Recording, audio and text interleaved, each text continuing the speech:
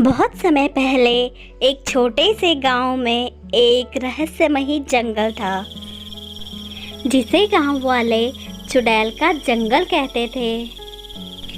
गांव के बुजुर्गों का कहना था कि जंगल में एक चुड़ैल रहती है, जो रात को निकलती है और अगर उस जंगल में कोई जाए तो वह कभी वापस नहीं आता है।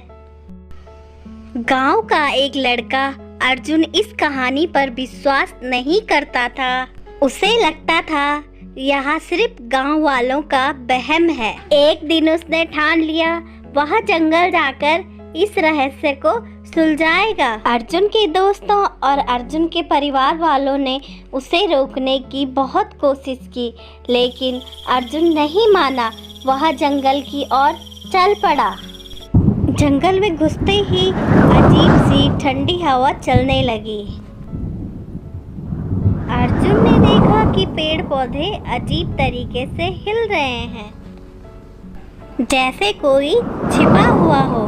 वह थोड़ा सा डर गया, लेकिन उसने अपनी हिम्मत नहीं हारी। अचानक उसे किसी के कदमों की आवाज़ सुनाई दी। अर्जुन ने चारों ओर देखा, लेकिन वहाँ कोई नहीं था। तभी उसके सामने एक बूढ़ी औरत प्रकट हुई। उसकी आंखें लाल थी और बाल बिखरे हुए थे और चेहरा डरावना था। वह औरत बोली, तुम यहाँ क्यों आए हो बच्चे? क्या तुम्हें पता नहीं मैं इस जंगल की चुड़ैल हूँ? अर्जुन ने हिम्मत जुटाकर कहा, मैं इस गांव की चुड़ैल की कहानी सुन सुनकर थक गया हूँ।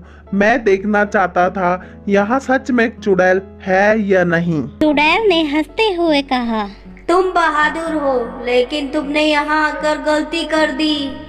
अब तुम कभी इस जंगल से बाहर नहीं जा पाओगे। अर्जुन ने तुरंत अपनी समझदारी का इस्तेमाल किया और चुड़ैल से कहा, अगर तुम सच में इतनी शक्तिशाली हो तो मेरी एक चुनौती स्वीकार करो। चुड़ैल ने सोचा यह लड़का मुझे नहीं हरा सकता और चुनौती स्वीकार कर ली। अर्जुन ने कहा, मैं तुमसे एक पहेली पूछूंगा। अगर तुमने उसका सही जवाब दिया तो मैं तुम्हारे साथ रहूंगा, लेकिन अगर जवाब गलत हुआ तो तुम मुझे जाने दोगी।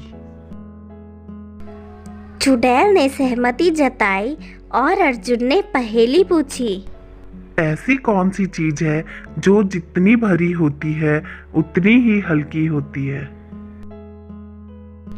चुड़ैल सोच में पड़ गई। उसने बहुत देर तक सोचा, मगर उसे जवाब नहीं सूझा।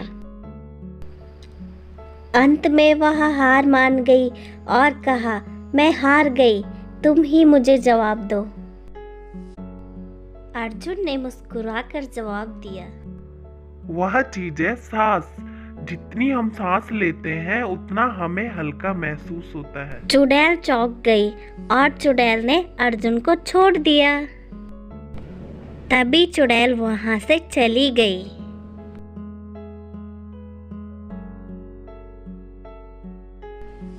और अर्जुन गांव लौट आया।